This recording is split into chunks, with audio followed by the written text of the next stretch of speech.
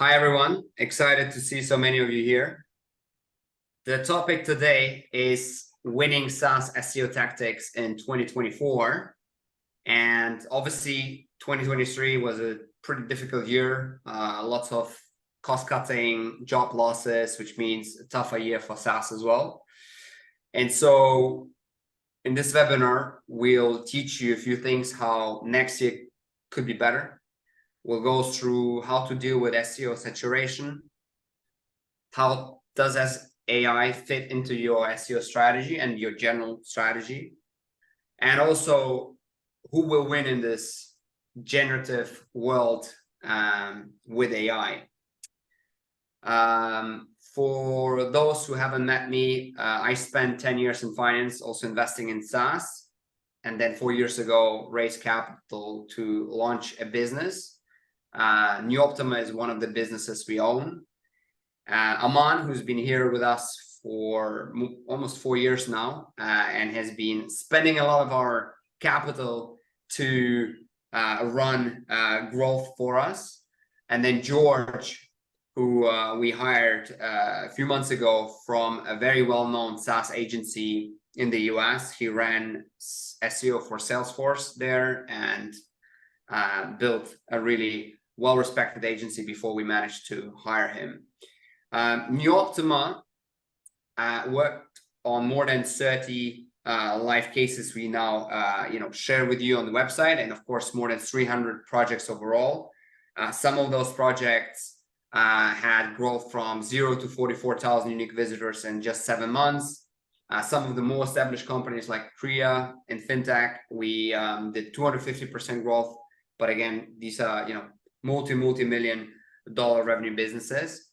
And we work with VC funds such as Eurazeo, Stride, Hatch, Lightspeed Ventures, and of course many SaaS clients such as Coleno, Zeld, Quest, and Qualum. So quite a few really great case studies there.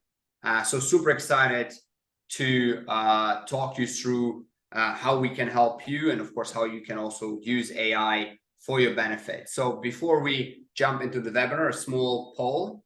How did you hear about us? Please leave a comment in the chat, or even better, put it into the poll. We know that a lot of VCs recommended us, so super curious how many of you are actually here. We ran LinkedIn ads as well. We ran an email campaign to our email list where we share really insightful kind of trends and insights from the work we do with our clients, but also for our own website. And we also did some WhatsApp marketing to get some of you to this webinar. Oh yeah, just like I can give you some numbers, guys. I don't know how to share the results out to everyone, if you can see it, but like 50% of you guys came from LinkedIn, 10% from some email reach out that we were pretty specific with, and a few returning names from our email list. So great to see you guys again. Awesome.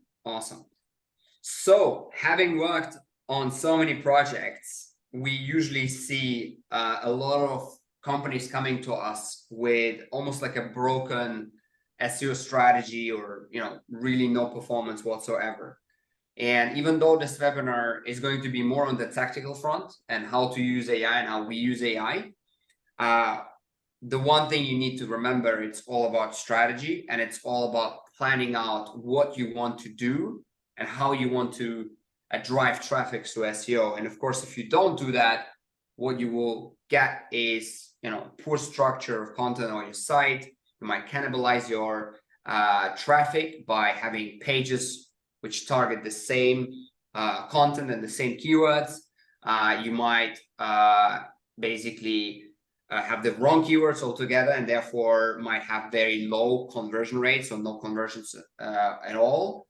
And the saddest thing is not really that you lose some money, because SEO services are not actually that expensive to run. It's really that you lose 3, 6, or even 9 months of your time of running a strategy, and you only find out about the lack of results in 6 or 9 months time. And that is basically a really long time. And all of that time you burn through your budget because of course you have a high high burn rate. And that is basically the disaster we see out there when people did not have a good SEO strategy in the first place. So in terms of the agenda for today, we will cover, and Aman will start presenting on that front, what's the latest in the SaaS marketing world, how to find unobvious SaaS keywords, right? How do you stand out among your peers, how to use AI, build links better and faster. So George will really walk you through our process, and also George will talk about how we use AI for our clients and our content. And then probably after around 30-35 minutes, we'll jump into Q&A. Of course, feel free to already post your questions into the chat. And towards the end, we also prepared an analysis of all the domains of all the participants on the call, and we can show you, how are you doing compared to the attendees on this call, actually. So stay tuned till the end. All right, so Aman, go ahead. Awesome, thank you. Sweet. So can everyone hear me? Can I get like a yes in the comments? Quick alert. There we go. Sweet. Perfect. So hey guys, so bit of context, been running SaaS marketing for a couple of years, and have a lot of good feedback loops into other growth leads at SaaS companies. And so there are 3 challenges that I've pretty much seen consistently over the last year. And I'd sort of share them with you, and probably recognize that whatever feelings you're facing about SaaS marketing, it's probably not just you, it's the market in general.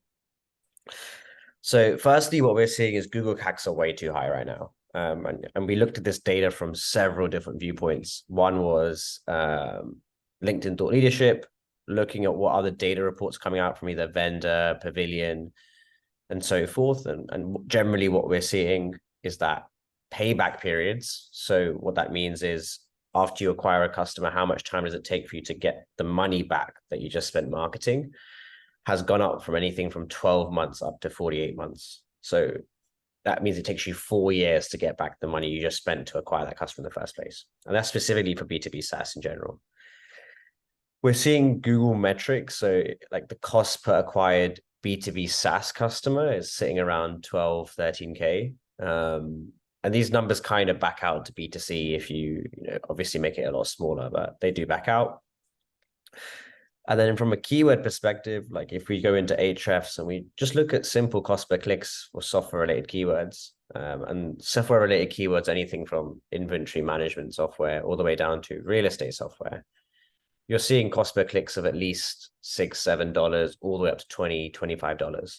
So if you imagine that it takes you maybe 100 clicks to get a few leads in, so let's say 50 clicks to get 1 lead, we're already talking about nearly $100, $200, $300 just to get a potential opportunity to speak to someone, which is really expensive. So the first problem is that CACs are really getting high and out the window. The second problem that we're seeing is if you are a SaaS and you are doing SEO, you probably noticed these review sites. G2, Capterra, Software Advice, Trust Radius, GitApp. And what these guys do is they're really good at SEO and they're effectively selling listicles. So they rank on Google for best database software, and they steal a position in SERP or a position in Google that's really high up, that's really valuable to you. And then they go and try to sell you that ad unit in their own website.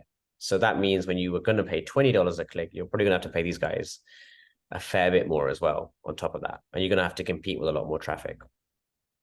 So on top of Google costs, you are also losing first position, second position, third position to competitors that aren't even selling a product. They're just selling, advertising space, essentially, making it even more difficult for you. And then the third reason that SaaS marketing has been getting harder is that to benefit of SaaS agencies and distribution, but also to the negative of SaaS goes, everyone's using the same SEO playbooks. And the reason why everyone's using the same playbooks is because it's so well documented to basically go out and attack bottom funnel keywords. So bottom funnel keywords being those keywords that look like your brand name plus software, like CRM software, ATS software, or Apollo versus Zoom Info, and trying to rank for those keywords. So everyone is ultimately going for super high buyer intent keywords. So right to the bottom of the funnel, they're all competing for small bits of search traffic, and ultimately making it really hard for anyone to make a lot of money in the business. So what you're ultimately seeing is you're kind of getting squeezed from three angles. And I'm curious if you guys are like, maybe you can drop a comment as well if you guys are feeling this too, but the first angle you're getting squeezed from is Google CACs, and the cost per lead is like ridiculous now. The other angle you're getting hit at is software review sites. And then the third angle is, okay, hey, the competition is just so much higher. People are spinning up SaaS tools so quickly. They see you making money and they want to compete with you almost instantly. And ultimately, it means that CAC's going up higher and it's really expensive. But the whole point of this presentation is there's hope. Want to show you how you can stop this application, and specifically how you can create a strategy or implement tactics at least that at least attempt to solve those three problems one by one. So I'll let George take over. But to kick it off, I'm just going to ask a very quick question. So we, target this information we're about to give to you well. Can everyone jump in and tell us all their SEO knowledge? So are you a zero? I don't know what SEO is, but I'm curious to learn. Are you hey, I'm basic. I understand Google ranking factors. I get what content and links and technical are, but not beyond that. And advanced, i.e., you're the guys that are running SEO campaigns. You're looking for the intel. You've run SEO campaigns before, and you've done that opportunity. Sweet, cool. So I can see 80% have voted. There's a couple more stragglers. So what I'm currently seeing right now, just for everyone to see, is that 20% of people have no SEO experience whatsoever. So we'll take it slow. We're seeing 55% have basic understanding. And then there is 26% that have advanced understanding. So there's a bit of content for everyone here. So we'll make sure to explain our terms right at the beginning. But the advanced guys, there's definitely some content for you at the end, which is really valuable, especially with bottom funnel keywords. So let me just go from there. And yeah, George, all yours. Thank you so much. So hi, everyone. Nice to meet you guys, and so many of you to be joining us. Thank you so much. So what I want to just basically mention is what we'll go through now. Next on the agenda is going to be finding the unobvious SaaS keywords, because the obvious ones are, well, obvious ones. We'll also discuss how we utilize AI in SEO. We'll also cover some bad examples of use of AI in SEO.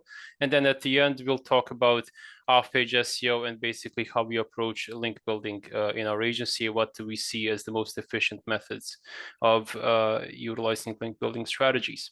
So let's take it from the top with the obvious SaaS keywords. Now, the playbooks that Aman showed you earlier in the conversation is basically what a lot of the SEO experts will advise you as well.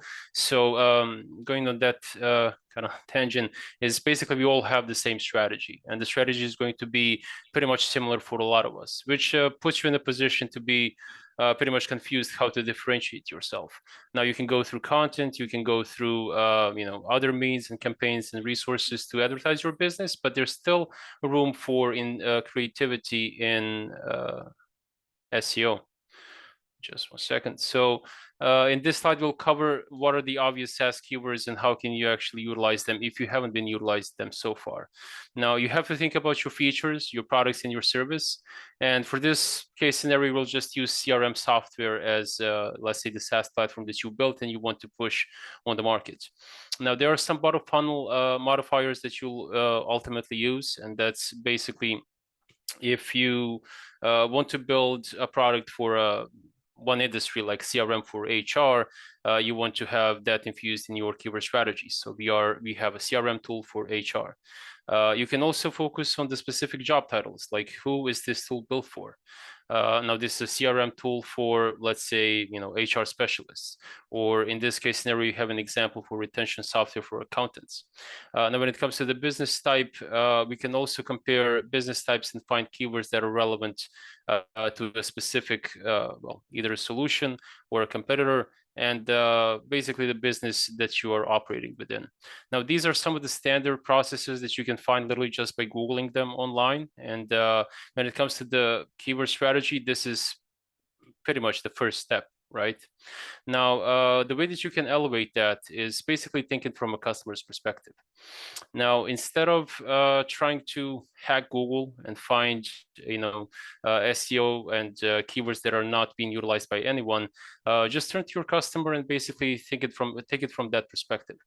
Now, there's a process that everyone goes through when they are trying to find a product that is perfect for them. And basically, if you don't have a brand that is already out there that people are aware of and that is basically already generating traffic just by pure brand awareness, you have to focus on the things that people are thinking about when they are trying to get through a product. So what is the problem? You have to put yourself in their perspective and think about what is it that they actually experience this problem? How do they realize that they have it? And what is the ultimate goal that they're trying to achieve, that this problem is stopping them from doing so? Now, when it comes to the solution, if you do have a solution, this is the type of keywords that you'll be going after, and basically try and pinpoint when did they try to find it, and who do they have to involve with to get that solution on board, and then what are the exact problems with the other solutions. So this is an exercise that can be useful even if you're already in SaaS for a minute and you already know what are the problems, what are the solutions. You can always go back to the customers and find out more about your product than you know at this point. Also, a good tactic is always to provide an answer to an answer. So if there's already a solution out there and there are certain issues with those solutions, you can always mine reviews, and we'll show you in a minute how we do that. And you can always figure out what are the solutions that the current companies are delivering but are lacking in certain areas. And once you build that, and you know basically when the problem is starting, what is the actual problem and what is the solution for that problem, you can position your product as a solution to the problems and basically build brand around that.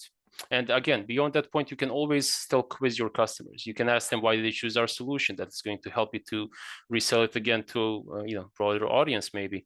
Or if they tried any solutions and you know that you have an advantage from that standpoint, that's also the data that you can be utilizing, not just for your keyword strategy and pinpointing those specific, well, building those specific pages, pinpointing those specific items, but also just throughout your marketing. And then if there's any concerns about your solution, again, your customers are pretty much the most valuable asset that you have. Well, of course, now if you have the customers, right? Now, in terms of use of the AI in SEO, and this is the next thing that we'll be covering, it does tie into the keyword research as well. We are utilizing AI ourselves. Now, we'll start with pretty much a negative example of how people are utilizing AI right now, and then we'll move on to some of the more, let's call them white hat tactics, or basically practices that are more, productive. Now, if you have followed through certain case studies on AI in the past 12 months, you probably noticed this particular case that I'm discussing today. There has been a website that pretty much tried to steal traffic from another website through a simple AI hack, utilizing their sitemap and then generating content that is matching their URLs, which actually helped them for a minute. So they published 5,000 pages in 3 lumps over a year. They got some significant growth, as you can see from the stats here. It does look quite impressive. And then when you take a look at the cutoff point, it happened pretty abruptly. And it seems like it corresponds with the latest Google algorithm content, helpful content update. And this is basically what's, well, a prime example of how not to use AI, and how AI can get you in a position where Google is just not favoring your website at all. Now, we do perform long-term strategies, and how are we utilizing AI will be discussed in a minute, but I would like to find out if you are already utilizing AI in SEO. We talk with clients all of the time on a regular basis. Everyone is telling us like, why should I be producing content when ChatGPT can produce content, or why should I not be doing programmatic SEO with AI, etc. So that's basically a topic that is going to be ongoing for a minute right now.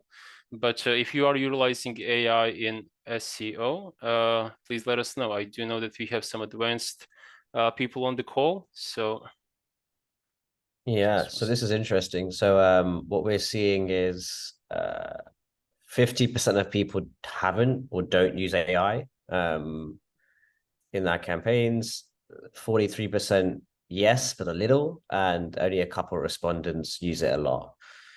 yes. So there's a bit of a divide there. To Max, your question, can you be more specific about the AI strategy for the company that failed? So if you go back a slide, George.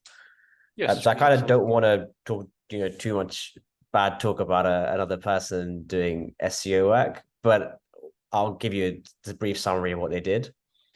So this was a software tool that essentially helped people use spreadsheet functions.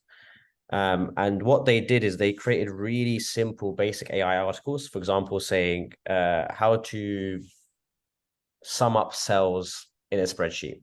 That was the article they created. And they did 5,000 of those types of articles. And so what happened is they created very informational content, i.e., like content that doesn't really serve much value. And there were reports of the content being quite incorrect. I mean, naturally, if you're publishing 5,000 pages, you're going to probably have a hard time fact checking them.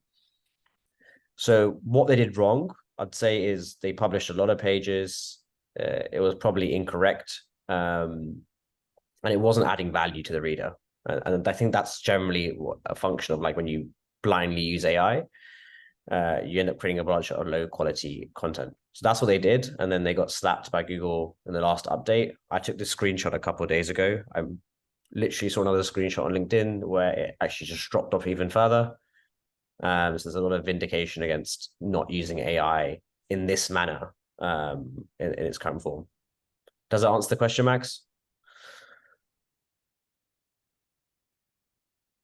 But yeah, all good, George.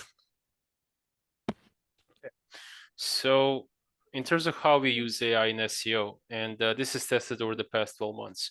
Again, some of the beautiful things about working in an agency like this one is that we do have quite a few projects and basically opportunities to test out new trends, and we all enjoy doing that. But in terms of where we're at right now and how is AI utilized in our day-to-day production, feel free to literally screenshot this. This is something that we've been working on for a minute now, and something that is going to keep developing in the future. But we did find this model to help us to streamline our content creation, to help us to, reduce the cost for our clients, and as well to get our team basically empowered with the most accurate data in the fastest way possible. So the way that we start with our content creation workflow and how we infuse AI into it is we'll ideate keywords with AI, meaning that it's fair game to just go to a plugin or a ChatGPT. And by the way, we will be sharing a plugin on which you can utilize to find your own keywords before the end of this presentation. And that's literally the tool that you're using as well. And it's, again, something that a lot of the SEO experts will be using if they're not using it at all right now. And it's, again, fair game to start there.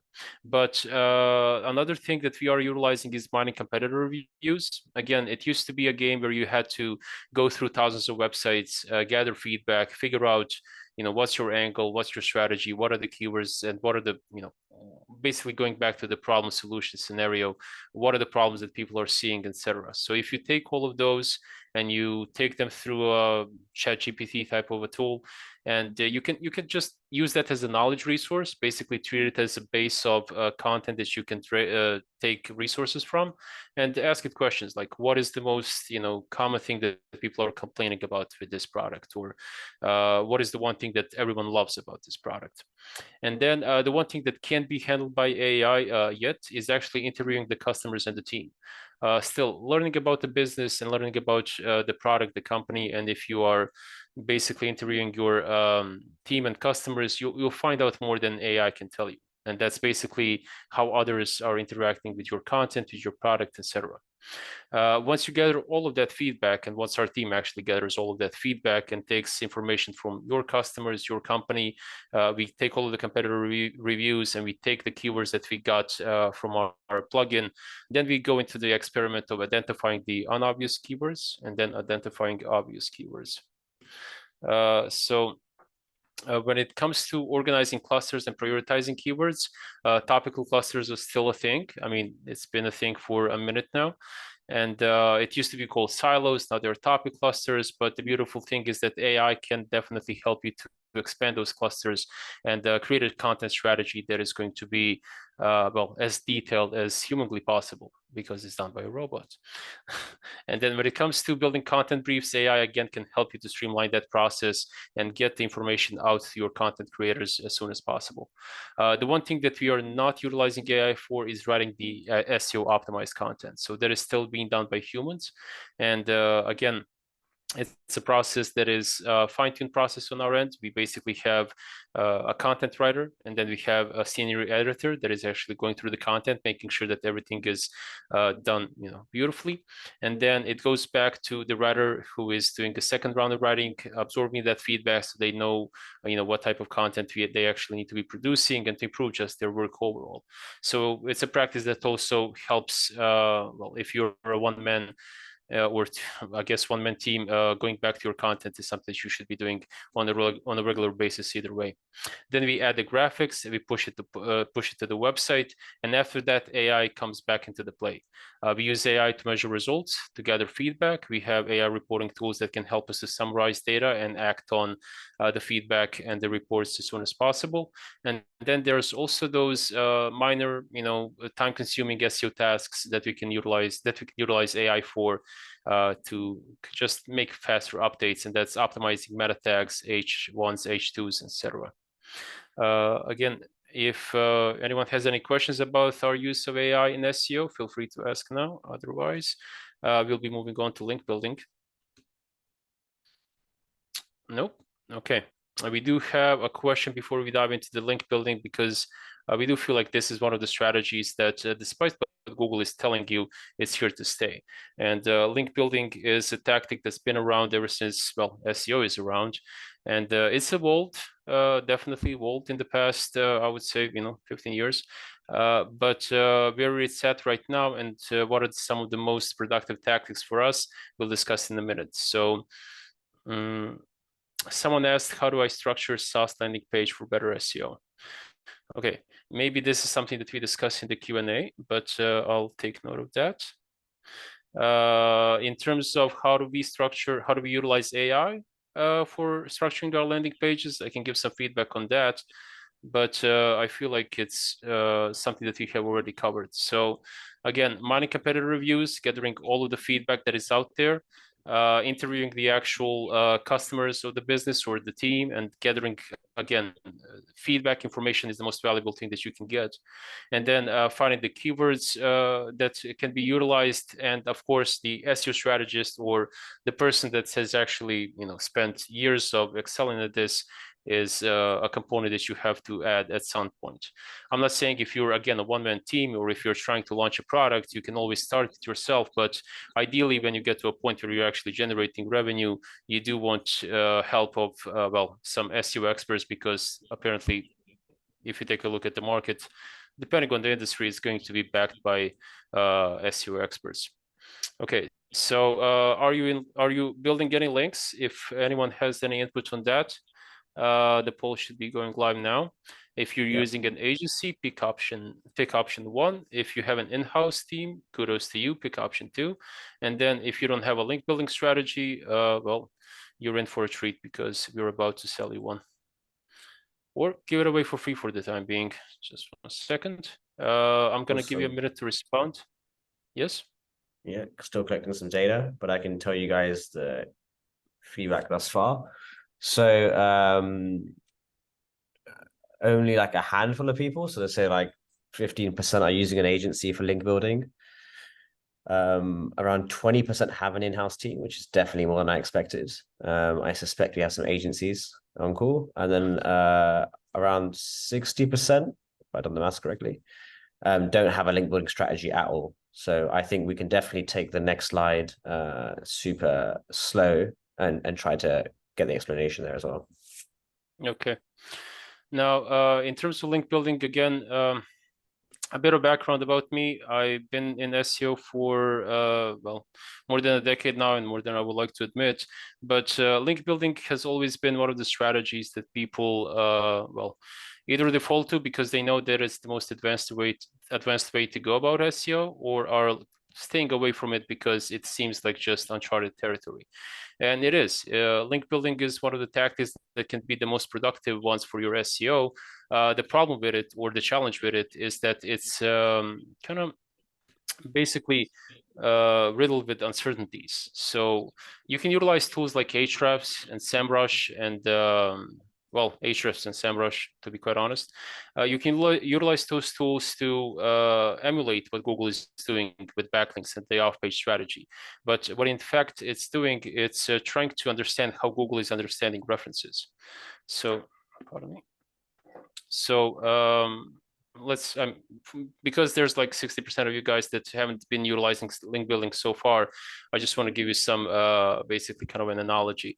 So let's say I met Aman through Alexei. So Alexei had to refer me to Aman to understand who Aman is. Google functions in the same way. If there's a website that is already relevant for your industry, your product, or where your audience is actually spending time on, you want to have that website talking about you, and that's the referral point. Google functions the same way in terms of he's gonna get you recognized through other websites, and the type of websites that are pointing back to you and their authority in search is going to affect how you're perceived by Google. This is why link building is one of the tactics that you do have to have fine-tuned. You do have to pay close attention to it. And it's also a tactic that, well, it used to be a quantity game. It used to be a game where you can build 100, 200, 300 links back 10 years ago and just stay put on the first result in Google. But today, if you get a better quality link from a highly relevant website that is actually visited by users, and it's coming from a page that is indexed, it's actually ranking high and everything, that's much better than getting 100, type of links like PBN or just low quality links. Now, in the matrix in front of you, there's basically tactics that we're utilizing on a daily basis for our clients. And again, feel free to screenshot this. And if you want to explore further, we can probably also provide you with an audit of your backlink profile. So in terms of scalability, these are some of the tactics like paid link insertions and paid guest posting. You can always do that. So if you're paying for your links, and if you do have experience, maybe some of the more advanced users in SEO could tell you, if you're paying for backlinks and you have a relationship with editors, it's something that happens overnight. You can just basically you can just publish those well, faster than you should be in reality.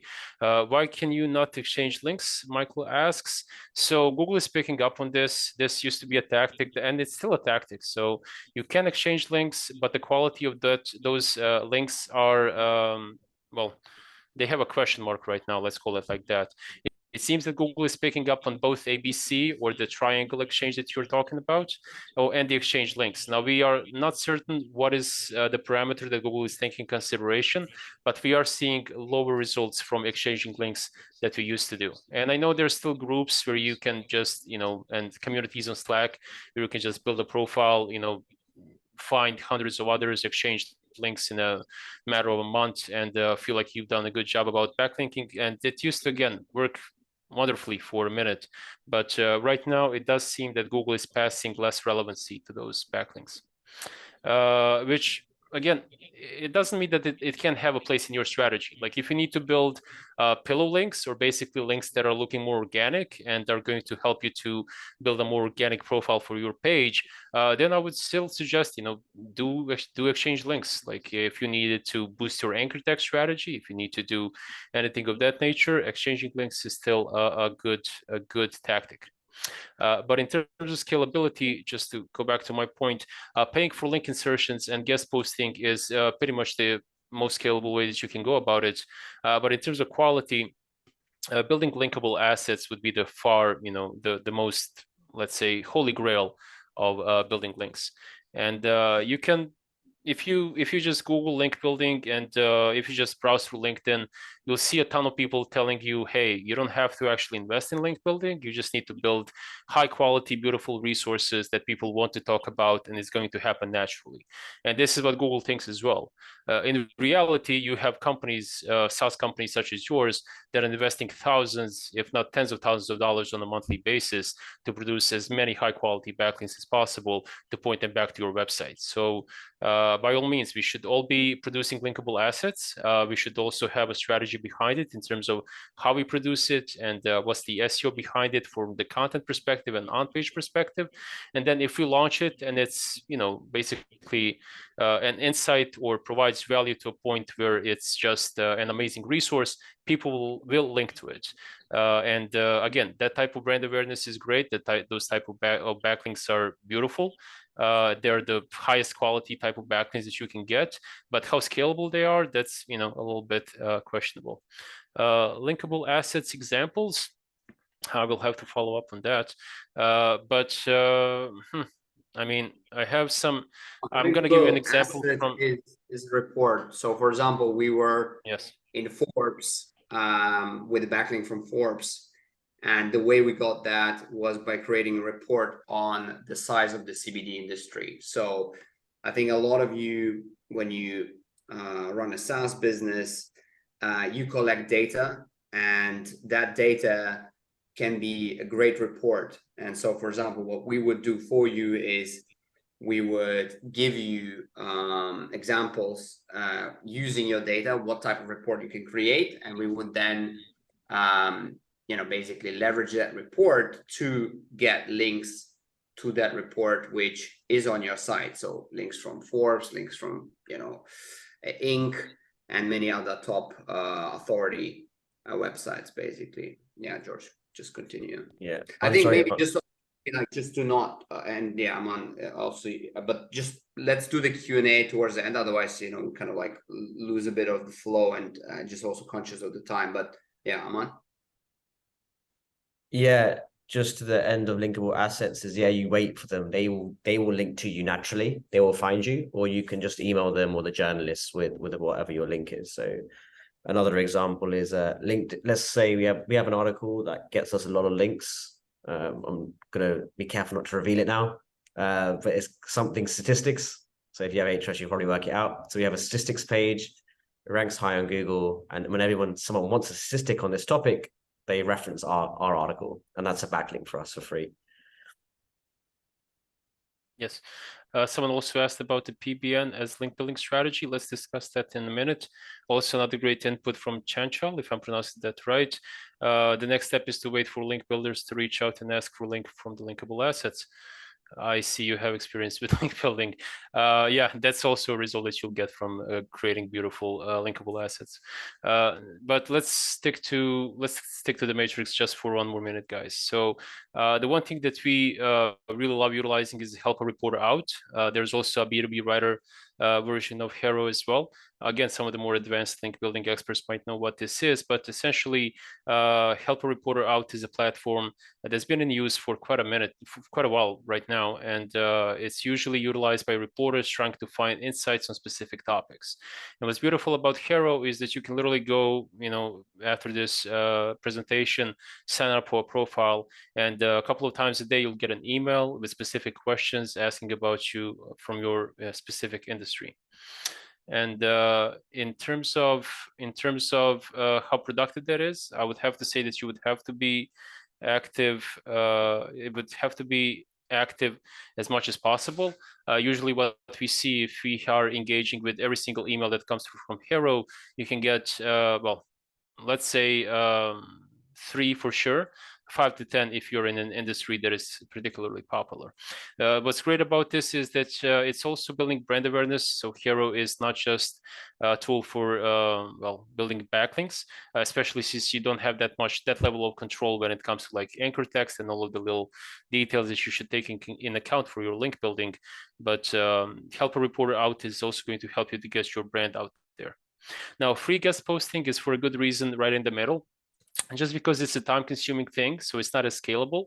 But if you know what you're doing, it's one of the best strategies still out there. It's been utilized for a minute. Ever since I've been in SEO, free guest posting has been a thing, and we all get probably your inbox is already full with people asking you to post on your website, or what Chanchal said, asking to get featured in one of your linkable assets. And that's usually the game that we go through as well. So free guest posting usually has to come with authority. You have to approach your website with relevant ideas, with relevant topics. And if you have a background in that industry and can back it, that you're actually an authority in this industry, some websites might, let you to post on their website. And in terms of free guest posting, it's a tactic that's been picked up by a lot of companies, a lot of webmasters or owners of websites are already aware of this. So it's not as productive as it used to be, but you just need to stay diligent. But hence, it's good quality, but hence it's not as scalable. Now, when it comes to free link insertions, it's again fair game. So free link insertions are basically when you're contacting another website and you're trying to get your brand or product inserted in their page. There's also a version of paid link insertions that you can do, but and exchanging links usually can be handled through link insertions as well. Either way, the one downfall of the free link insertions is that you'll often find your backlink pretty much crowded by other backlinks and other companies similar to yours or relevant to yours to an extent that are linking from the same page. This is a common thing that happens. Still, it's a good tactic when it comes to just building links fast. Again, if you need to enrich your anchor text strategy, if you need to in any way, shape, or form actually produce more backlinks, it's a good tactic. But in terms of the quality, not the top thing. So someone said that they found link building to be very time intensive, especially getting backlinks from credible, relevant, and highly ranked sites. Do we have process and tips on how to do this effectively? Yes, let's handle that in the Q&A. But it's basically covered already. So linkable assets, it would be the one thing that we should be all going after, and that's what Google would like to see. Again, in reality, you do have to rely on paid guest posting to produce quality backlinks at a good scale. Paid link insertions, again, low quality backlinks, and free guest posting. What second is MG now asking about is a tactic that is time consuming. It's definitely a tactic that is going to depend on other people to allow you to post on the website, to give you, basically the permission to talk about your product on their website and then produce that link. So I understand it's time consuming, but again, it still is matching quality when it comes to, almost as good as producing a linkable asset. And again, I do recommend in terms of Help a Reporter Out for everyone to check out, because it is a good way to also get your PR up to speed. Now, I kind of ran through this. Do we want to answer some of the link building questions now, or do we want to go through the batch analysis? Someone? Yeah, let's do the link building questions now. So guys, yeah, feel free to ask any link building questions. I imagine it's probably the more complicated bit of the section. So in terms of link building being the time intensive, especially in getting backlinks from credible, relevant websites, do we have process or tips on how to do this effectively, or getting attention from the right sites? So my first answer would be hire an agency, because they probably have access to, tens of thousands of websites that you could be posting on. And that's, if you are, calculating how much your time is worth, that's probably the easiest way to do it. And that's probably what a lot of the competitors, depending on the industry, are doing. But in terms of the processes, again, you have to go through link prospecting. So you need to first find websites that are relevant to your website, that are maybe relevant just for your audience, but they're, not maybe in your niche, but still talking to the same audience. You need to do your due diligence and make sure that their domain rating is higher than yours, that basically all of the right parameters are in place. And when you build this list, then you have to go through outreach. I would suggest tools that are, you can install Streak like on Chrome. You can do any type of free CRM to kind of streamline this operation.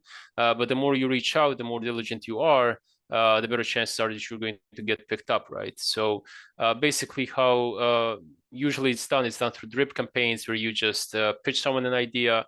If they're not responding, you pitch it again. And if this is a website that you're really going after, I would also advise you to go through LinkedIn, go through Twitter, just hit them up from all angles. Just make sure to get that no if you have to get it, or get in front of them to get the yes eventually. In terms of for getting the attention from the right sites. In terms of the process and tips how to do this effectively, again, it's going to be a time-consuming action if you're doing it yourself. If you can rely on writers and maybe some VAs to help you with prospecting, that's something that you can introduce to your process. But usually the flow is, as I've explained, prospect the links, find the websites, spend time reaching out, and then produce the content once you get the permission to actually post the content. Okay. Any more questions about link building? Oh, yes, someone asked about thoughts on building PBNs as a link building strategy. So, James, if I'm correct, in terms of the PBN links, it's again a mixed bag. I would put them in the category of free link insertions and exchanging links, not from the standpoint of what the actual process is looking like, but in terms of the value. So PBN is something that used to do wonders like 5, 6, 7 years ago. You would have tools such as Majestic to just utilize it to, monitor your trust flow and how legitimate that profile looks like. But what we've seen is that PBN links can still bring value, but it's not as it used to be. So there's definitely a process that Google algorithm goes through to figure out if these links are built on, the networks of websites, or PBNs as we call them. Okay. Yeah, I think we have one more question in the Q&A though, which you didn't pick because it was in a different place. But David asked, how cost effective is paid guest posting? How cost effective is paid guest posting? That's the uncertainty point that we discussed prior. So the problem is measuring that is going to be always a challenge. The way that you do it is basically everything that you're doing on off-page SEO, if your anchor text strategy is correct. And I've been talking about anchor text strategy without realizing that there's like 60% of people that might not know what that is. So anchor text strategy, basically, once you pinpoint the keywords that you want to be ranking for, you need an anchor text strategy. So you need to know when you're pointing links back to your website, what type of text should be infused into those keywords. And once you have, let's say, an organic looking ratio, like you have a CRM tool, you want to introduce like this is a CRM tool backlink, or a branded backlink with the name of your company, or click here as an organic looking backlink. That's the anchor text strategy. So if your anchor text strategy contains the keyword that you want to be ranking for, and you build X amount of links, and you see where you're positioned for that keyword after those links, that's the best way to calculate return on investment. You don't have a precise measure to say, hey, if I build a backlink here, this is going to bring me X amount of revenue. It's basically a game of figuring out what that link juice is bringing to the website, and then how is your website positioned for those specific keywords. But real case example, we have a client that's got to us a few months ago, and they told us, hey, we're dropping in search. What can you do to actually help us to get back on the position number 1? And all we did is build 20 backlinks over the course of a month and a half.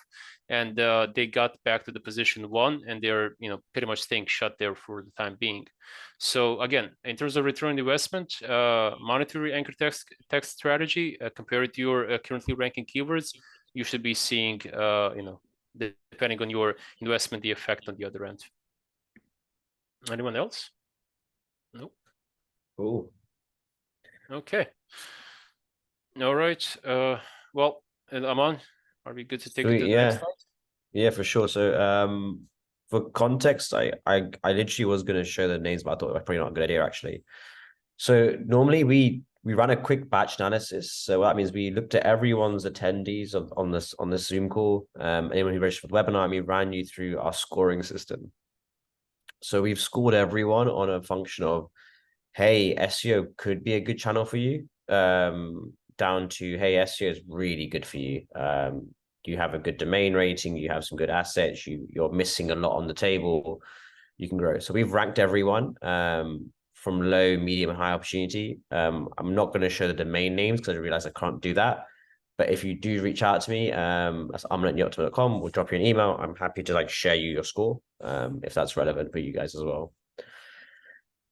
So in terms of next slide, please. Yeah, so we're in for Q&A's time now. So we have about 8 minutes left. So please answer some questions. We're happy to answer. But in general, hope this was really valuable for you. You're going to get like a virtual goodie bag in the next 10 minutes from a scheduled email. You're going to get our SaaS bottom funnel keyword generator GPT. So we created ChatGPT that's specifically used to generate us keywords. We use it in our workflows sometimes. So that's going to be really valuable for you. We also have like 8 other GPTs we use, but they're like our own IP, so we won't be sharing that. If you want to refer us a client, you get $1,000 worth of free SEO. So that's like $1,000 worth of content writing, $1,000 worth of backlinks, whatever it is. You'll also get slides and recording. We'll probably send that on Monday once we edit the video. And then we also do custom build growth models. So what that means is if you are an interesting business where you may be a marketplace or a directory or in a SaaS as well, of course, we can build out a growth model that forecasts your SEO as a function of time. And so we can forecast how your traffic grows, how your customers grow, and effectively what's your ROI or your marketing efficiency from every dollar you put in. So feel free, we'll drop you the email and you can reply to that and we can get that sorted out for you. But otherwise, really happy to answer questions from you guys. Awesome. Awesome.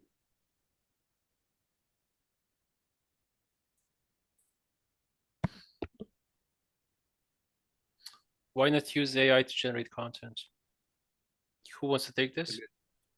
I can take it. Like we're all down for using AI in various work streams. But if we go back to the flow chart, George, we've used AI to generate content on about 8 dummy sites that we have, and we've also compared that information to recent Google updates and seeing the top 40 websites and where they've lost and won traffic after recent Google updates. And the short conclusion I can tell you is if you're using AI to generate content, it's very likely you're going to get hit by Google, is what we're generally seeing. That's not to say we're not using it in our workflow. We're just not using it directly in our written content because we want to keep that high quality. So that's just a decision we made. And right now that strategy is playing completely off. All our clients are going up, whilst people that are using AI, we can see at least, are generally going down. If I may add to that point, so Google doesn't necessarily find AI content. Like you'll find those check if this content is written with AI type of testing tools that are not actually doing anything. But Google wants to see high quality content. So whatever you need to go through to get it, it's basically up to you. But from what we're seeing from the market right now is that anyone that's been utilizing AI to generate tons of low quality content, tons of pages just to basically speed up their SEO has backfired, or it's about to backfire because Google hasn't caught up with that particular industry or whatever. Someone asked about sharing our results. Yeah, we'll definitely do that. Yeah. How important is the media on the page, photos, videos, etc.? In terms of SEO, well, depending on the industry. Of course, if you do diversify your content in terms of format as well, and you have videos on your landing page or website, you might see an increase in rankings overall just because you're providing better user experience. But I'm going to give you a real life example. We've actually advised the company that is focused on a certain market, and I guess it's a flower company. It doesn't have anything to do with SaaS, but the arrangements that they were selling were mostly just visual elements that people would take on. So if you're working within an industry that is relying heavily on visual examples of your product, then I would advise to go heavy on the images, meaning you should follow all the standard procedures like optimizing those images, getting the alt text, the right keywords in there and everything. And again, for industries that are actually relying on visual content to sell their products, yeah, I mean, the images should be present and, not pivoting the strategy, but always present. However, when it comes to videos, everyone can benefit from that. Video is the most consumed content online. And if you do have the capacity to produce videos, I would always recommend it. Google recognizes that again as a positive ranking signal. Okay, so next question is, do you foresee search on Google being less used for other AI tools in the future, as in the change of the behavior of users on where they make their search? Definitely, but I would ask, where is AI picking up that data from? Because whatever is on Google right now is something that is going to be infused in AI later. So I would say that it's kind of, you know, whichever path you take, you're going to end up in the same platform at the end. But I do recognize, and we all recognize, that ChatGPT is being utilized more and more. I think even Bing had a little bit of a spike in terms of they introduced some AI tools faster than Google did. And yeah, I mean, this might shake up Google a little bit. Still, it's the most dominant platform, and the platform where we all go for our day-to-day, you know, needs. And it's unless something huge, you know, thing disrupts the market, it's here to stay. I think maybe to add on that, ultimately, when we talk about search engine optimization, it's not just Google specific. It's basically how to create the most valuable content for the user who is trying to find a solution to the problem the user has. And so all of these processes, they're basically applicable and can be leveraged to create really good content, and also to get the right backlinks to the page you want to rank. So whether you will try to find a solution by asking a bot or an agent for that solution, in any case, your page will be ranked top if you follow these processes. And of course, Neoptima can help you achieve these results much quicker than, of course, doing it yourself. And yeah, hope that this webinar was useful. We are 1 minute before finishing. So look, amazing to see so many of you. And yeah, if you have any other questions, feel free to email us as well, of course. Other than that, thanks so much.